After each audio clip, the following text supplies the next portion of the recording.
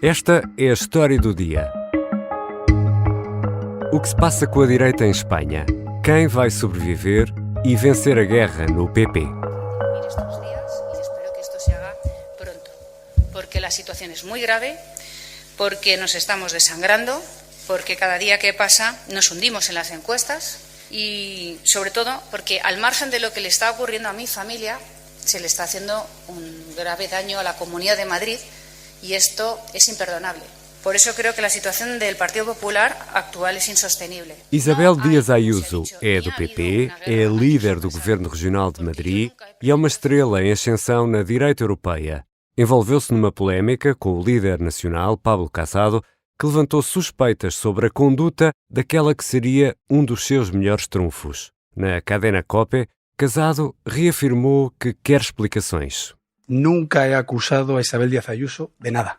No lo he hecho ni siquiera cuando me he reunido con ella.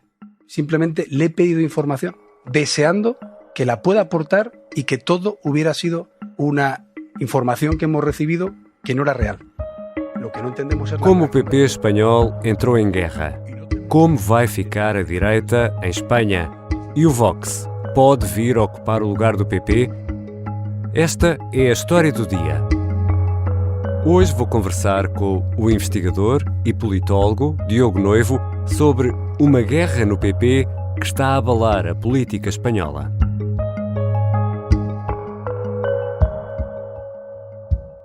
Diogo Noivo, bem-vindo. Olá, Ricardo. Já vamos à história que nos trouxe aqui, que mete acusações de abuso de poder, de espionagem, que é quase digna de um policial. Primeiro, Diogo Noivo, quem são Pablo Casado e Isabel Díaz Ayuso? Começamos por Isabel Díaz Ayuso. Isabel Díaz Ayuso nasce nas Juventudes Populares e, portanto, na ala juvenil do Partido Popular.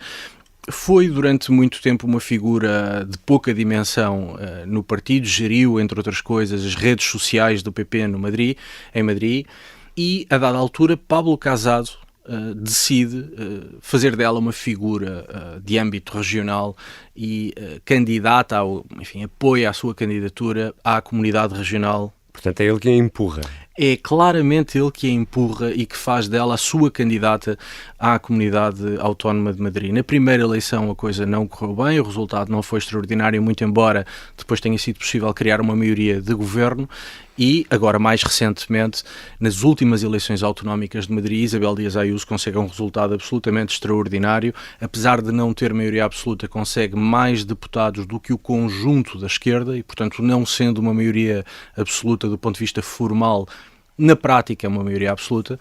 E, portanto, esta é um pouco a história de Isabel Díaz Ayuso. Ela é uma figura muito madrilena, uma das frases, uma das palavras usadas para descrevê-la, que é uma figura castiça de Madrid. Muy buenas noches a España y a todos los rincones del mundo que hoy nos miran con tanta ilusión, porque la libertad ha triunfado nuevamente en Madrid. Ela transforma-se numa campeã precisamente por causa do resultado em Madrid.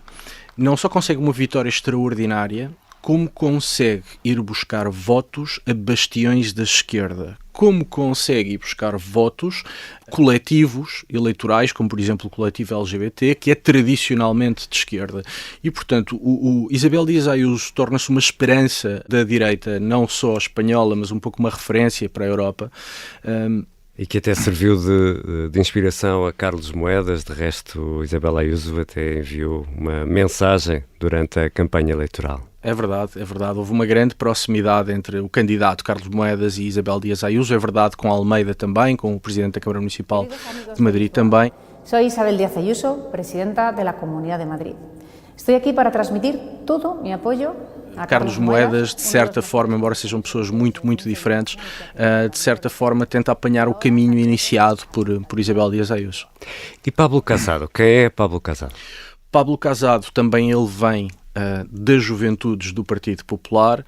É há muito alguém, não quero usar a palavra sob tutela porque se calhar é muito forte, mas claramente apadrinhado por José María Aznar. E chega a presidente do partido de maneira um pouco imprevista. Quando Mariano Rajoy deixa a presidência do Partido Popular, na sequência da moção de censura que provocou a queda do governo, havia duas candidatas claras, as duas do seu governo, Soraya Sáenz de Santamaría e Maria Dolores de Cospedal. Estas duas senhoras polarizaram o partido de tal forma, romperam o Partido Popular de tal maneira, que foi necessário criar uma terceira via para garantir alguma união do partido. Que a nadie le preguntéis a quién ha votado. Todos hemos votado al Partido Popular y todos habéis ganado. Pablo Casado é essa terceira via e, portanto, ele aparece no meio das duas principais candidatas como uma espécie de solução de consenso. A verdade é que depois de chegar ao poder aproximou-se muito mais dos fiéis de Maria Dolores de Cospedal do que propriamente das pessoas que estavam com Soraya Sáenz de Santa Maria, mas enfim, ele nasce como presidente um pouco assim, não é? Uma espécie de... há uma alteração ou uma mudança geracional dentro do partido que trazia grande esperança, promessas de união, mas sabemos todos já que a realidade não foi bem essa.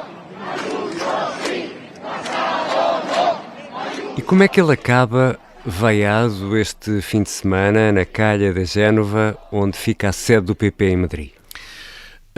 Não necessariamente Pablo Casado, mas a direção nacional do Partido Popular, e portanto certamente com o aval de Pablo Casado, acusou Isabel Díaz Ayuso de tráfico de influências, enfim, deixou no ar corrupção, mas sobretudo favorecer um negócio de um irmão seu na compra de máscaras, enfim, nos tempos da pandemia. Esse negócio, além de ter sido, enfim, definido, dizia o PP, a dedo pela Presidente da Comunidade, teria envolvido também uma comissão. La cuestión es si es entendible que el 1 de abril, cuando morían en España 700 personas, se puede contratar con tu hermana y recibir 300.000 euros de beneficio por vender mascarillas. Porque usted da por hecho que la comisión es de 300.000 euros. Bueno, la información es que la comisión es de 286.000 euros, lo cual es un importe suficientemente relevante como para que alguien pudiera pensar que ha habido un tráfico de influencias. Pero insisto, yo no estoy acusando, estoy preguntando. E Isabel Díaz Ayuso veio dar respostas, veio explicar que afinal não houve comissão, afinal o grau, a ordem de grandeza dos montantes envolvidos não era nada daquilo que o PP estava a dizer. Isabel Díaz Ayuso ha puesto cifra a la cantidad que cobró su hermano por el contrato de las mascarillas y que ha desatado una guerra entre la presidenta madrileña y Pablo Casado. Fueron algo más de 55.000 euros, según Ayuso. E sobretudo veio ter uma atitude de enorme transparência, colocando inclusive as suas contas e todos os documentos da comunidade autónoma às ordens do Ministério Público. E, portanto, há uma acusação muito grave por parte da direção de Pablo Casado e há uma resposta competente de Isabel Díaz Ayuso. E ficou claro que havia por parte de Pablo Casado a intenção de destruir uma potencial adversária, coisa que, diga-se, não é nova no Partido Popular. Houve ou não houve comissão? Acreditando em Isabel Díaz Ayuso, não. Houve um negócio de compra de máscaras, de acordo com a informação divulgada por Isabel Díaz Ayuso. Essas máscaras foram até compradas a um preço inferior do que aquele que o próprio governo espanhol comprou e, portanto, foi um bom negócio para o erário público, e o irmão terá sido remunerado não por intermediar o negócio, mas por executá-lo. E, portanto, não haverá, fazendo fé em Isabel Díaz Ayuso, não terá havido comissão. E essa é parte do problema. Robado mi presunción de inocencia después de 18 años militando en la casa. Luego esto no puede pasarse por alto, esto es gravísimo lo que ha sucedido y evidentemente yo no puedo mirar para otro lado y pretender ahora que todo siga igual. Perante isto tudo, o que é que o partido vai fazer? Não sabemos, mas para bem do partido era bom que fosse rápido. Pablo Casado está a ensaiar uma fuga para a frente. Basicamente está a fazer de conta que não há problema, que não aconteceu nada de grave e está a tratar da intendência do partido. Evidentemente, o partido, desde logo os barões territoriais do Partido Popular e o baronato territorial no Partido Popular tem muito peso, já está a exigir congresso antecipado extraordinário. É também evidente que muitas das pessoas que apoiaram Pablo Casado estão a mudar de posição, ou para se tornarem neutrais, ou para apoiarem Isabel Díaz Ayuso. E, portanto, há uma coisa que me parece evidente. Dadas as acusações que foram feitas e a resposta que houve por parte de Isabel Díaz Ayuso, e dada a reação do partido, Pablo Casado já não é presidente do Partido Popular, continua formalmente a exercer essas funções, mas enfim, já não manda no partido. Mas deixa-me aqui fazer uma pergunta para tentar perceber isto melhor. Pablo Casado levanta uma suspeita grave em relação a Ayuso, e acaba ele tramado pelo partido? Essa é a ironia desta história. A guerra entre os dois tem vários meses e o problema resume-se numa frase. Desde que é presidente, Pablo Casado não tem uma vitória para mostrar, uma vitória significativa. Além do mais, nunca foi capaz de encontrar um registro eficaz de oposição ao governo do Partido Socialista e do Unidas Podemos. E além do mais, também não foi capaz de encontrar uma forma eficaz de gerir o Vox, o partido ultradireita que o ameaça pelo lado direito. Isabel Díaz Ayuso tem estas três coisas, tem uma vitória extraordinária para mostrar em Madrid, encontrou um registro eficaz de oposição ao governo de esquerda e em Madrid mostrou-se muito capaz na gestão do Vox. O Vox, aliás, na Comunidade de Madrid está praticamente acantonado. E, dado o que aconteceu nas recentes eleições em Castela e Leão, em que o PP antecipa as eleições na expectativa de ter uma maioria absoluta... Que não consegue. E, portanto, o partido que ganhou, perdeu. O PP ganhou as eleições em Castela e Leão, mas o cenário pós-eleitoral faz com que o PP, na prática, tenha perdido. E logo na noite das eleições, e já vamos falar mais dele, de Santiago Abascal e do Vox, Santiago Abascal, o líder do Vox, diz para o representante do partido em Castela e Leão, estás com cara de vice-presidente do governo. E que cara de vice-presidente se le está poniendo a Juan García Gallardo? Eu queria ainda falar de um outro senhor, de um senhor galego chamado Alberto Núñez Feijóo. Qual é a importância deste senhor nesta história, Diogo Noivo? É muita. Alberto Núñez Feijóo é o presidente da Comunidade Autónoma da Galiza. É desde 2006 presidente do Partido Popular na Galiza, substituiu, aliás, na presidência do PP um senhor que foi muito importante em Espanha, chamado Fraga, que é uma figura tradicional da direita espanhola, e, portanto, Núñez Feijóo tem importância porque tem bons resultados eleitorais, porque aguentou a Galiza no espaço do Partido Popular e porque tem sido uma figura muito galega. Os galegos em Espanha são conhecidos como pessoas que nunca se comprometem. Perante qualquer pergunta, a resposta é depende. E então, Núñez Feijóo tem sido um homem depende desde que está em funções. Várias vezes o nome dele foi falado como eventual candidato à liderança do Partido Popular, mas parece-me que desta vez ele agora pediu urgência. E, portanto, há que tomar decisões. As decisões há que tomarlas quando es imprescindible hacerlo, y en este caso, en mi opinión, es imprescindible hacerlo. Serán decisiones que no serán fáciles, serán decisiones complejas, pero creo que deben ser urgentes.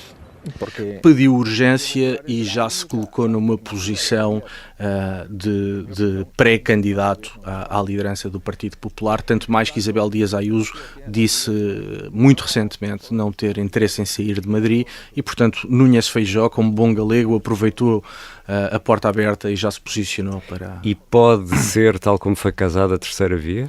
As relações e as pontes entre estes dois lados do partido estão praticamente dinamitadas, já não há conversa, pelo menos conversa útil, entre os dois blocos dentro do Partido Popular e, por isso, Núñez Feijóo pode ser o homem da conciliação, pode ser o homem que aparece como terceira via para unir os dois lados do partido. Vamos ainda falar um pouco do Vox, que nesta altura é o segundo nas intenções de voto. Santiago Abascal diz que não dá grande importância às sondagens, pero que las hay. Que hasta ahora se han dedicado a influir en el voto más que a predecirlo, al servicio de intereses de partidos. Pero es cierto que durante las últimas horas, varias de ellas han situado a Vox ya como el segundo partido en España, con una intención de voto superior al 20% y pisándole los talones al Partido Socialista de Pedro Sánchez. Claro que las hay. E ao Vox dá-lhe muito jeito. A primeira coisa que importa dizer é que é verdade que o Vox vai buscar muitos votos ao Partido Popular, mas não vai só buscar votos ao Partido Popular. Aliás, nas últimas eleições em Madrid, o Vox conseguiu excelentes resultados em círculos eleitorais tradicionalmente de esquerda, que desde os anos 70 eram de esquerda. E, portanto, o Vox vai buscar um eleitorado muito diversificado, mas, evidentemente, com um Partido Popular fraco, abre-se espaço para o crescimento do Vox. Já percebemos que vai ser fundamental em Castela e Leão. Vamos ter também eleições regionais na Andaluzia este ano, onde o Vox também tem muita força. Vamos já olhar para o outro lado.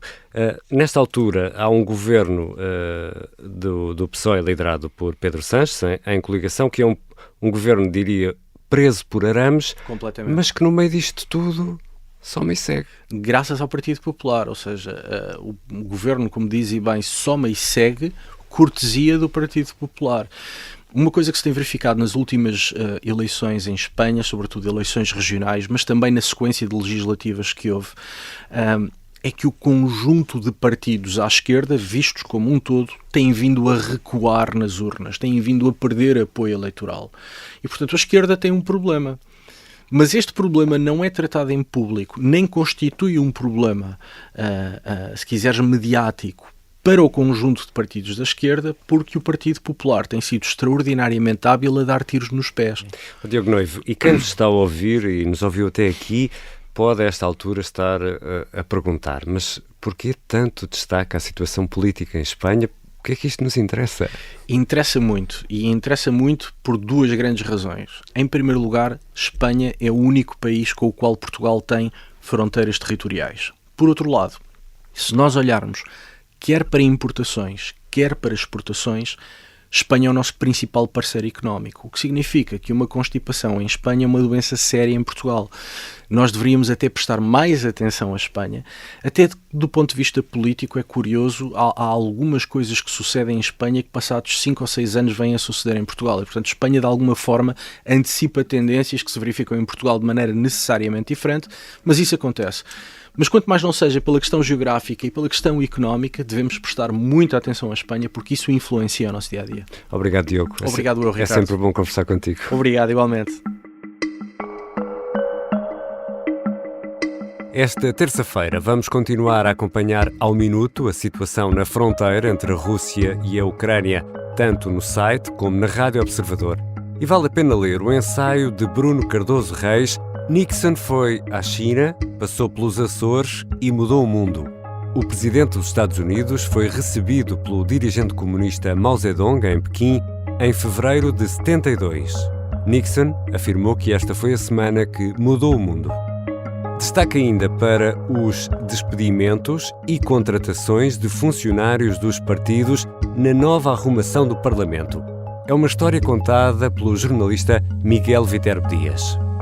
Esta foi a história do dia. A música do genérico é do João Ribeiro, a sonoplastia da Beatriz Martel Garcia.